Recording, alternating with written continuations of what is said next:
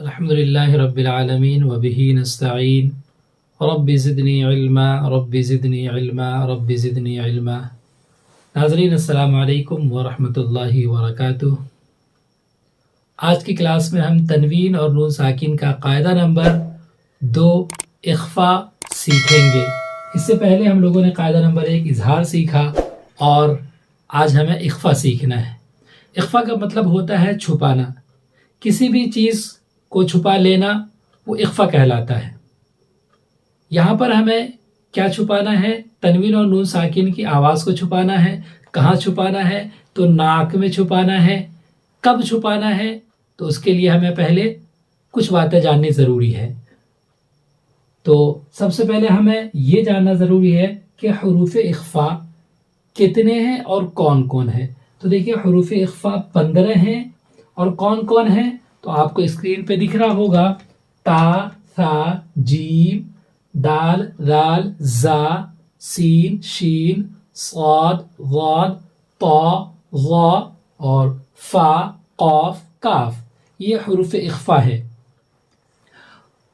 حروف اخفا ذہن میں رکھنے کے بعد ہمیں قاعدے کی طرف چلنا ہے کہ اس کا قاعدہ اور رول کیا ہے، یعنی اخفا کب ہوتا ہے۔ تو قاعدہ دیکھیے، تنوین یا نون ساکن کے بعد، چونکہ یہ تنوین نون ساکن کا ہی قاعدہ ہم لوگ پڑھ رہے ہیں کہ تنوین نون ساکن کی آواز کیسی نکلے گی۔ تو دیکھیے تنوین یا نون ساکن کے بعد حروف اخفا میں سے، یعنی یہ جو 15 حروف ہے، حروف اخفا میں سے کوئی حرف آ جائے تو پھر تنوین یا نون ساکن جو بھی ہو ان کی آواز کو ہمیں ناک میں چھپا کر غنہ اور اخفا کے ساتھ پڑھنا ہے۔ جیسے اب اگزامپل کی طرف آئیے، یہاں پر لکھا ہوا ہے انت منذر، تو آپ کو دیکھیں گے یہاں پر نون ساکن نظر آ رہا ہے۔ نون ساکن کے بعد، چونکہ قاعدہ بھی نے دیکھا کہ تنوین نون ساکن کے بعد حروف اخفا ہے، تو یہاں ہم دیکھ رہے ہیں نون ساکن کے بعد حروف اخفا میں سے تا آ رہا ہے نا۔ اسی طرح یہاں بھی نون ساکن کے بعد حروف اخفا میں سے ذال آ رہا ہے۔ تو اب اس کی آواز ہمیں نکالنی ہے، تو اس کی آواز کیسے نکلے گی؟ تو جیسے دیکھیے آت منذر۔ اب ہمیں ایک چیز غور کرنی ہے کہ اخفا کی جو آواز ہے نا وہ بالکل الگ آواز ہے، ایک الگ ٹائپ کی آواز ہوتی ہے نا۔ جیسے ہم لوگ اردو میں پنکھا بولتے ہیں، حالانکہ اس میں بھی نون ہے، پنکھا نہیں بولتے ہیں، پنکھا بولتے ہیں، ہے نا۔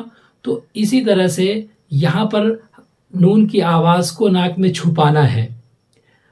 دوسری چیز، ایک اور طریقہ میں بتا دوں، اخفا کی پیور آواز نکالنے کے لیے ایک طریقہ میں آپ کو اور بتا دوں کہ جب ہم اخفا کی ادائیگی کریں گے تو اس وقت اپنی زبان کو، ہے نا، یعنی زبان کے آگے والے حصے کو اوپر تالو کے آگے والے حصے میں ٹچ نہیں کریں گے تو اخفا کی پیور آواز نکلے گی، اور اگر ٹچ کر دیں گے تو پیور صرف غنہ کی آواز ہو جائے گی۔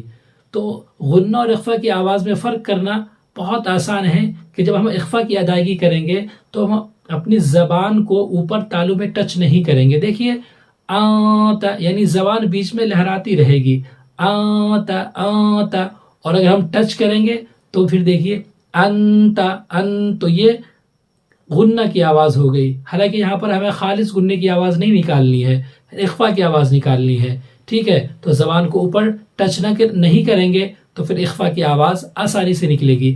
اب آئیے دیکھتے ہیں آتا منذر۔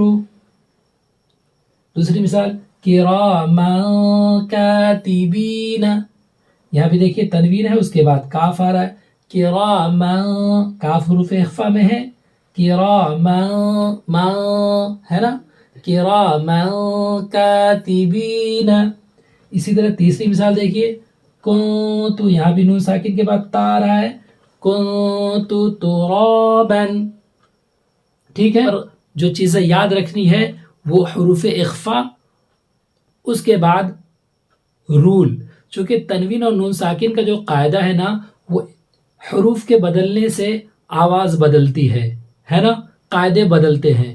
تو ہمیں حروف اچھے سے یاد رکھنے ہوں گے ذہن میں، اس کے بعد قاعدہ، تو انشاءاللہ اخفا کی ادائیگی ہمارے لیے آسان ہوگی۔ تو ان چیزوں کو ہم ذہن میں رکھیں. آج کے لیے بس اتنا ہی. السلام علیکم ورحمۃ اللہ وبرکاتہ.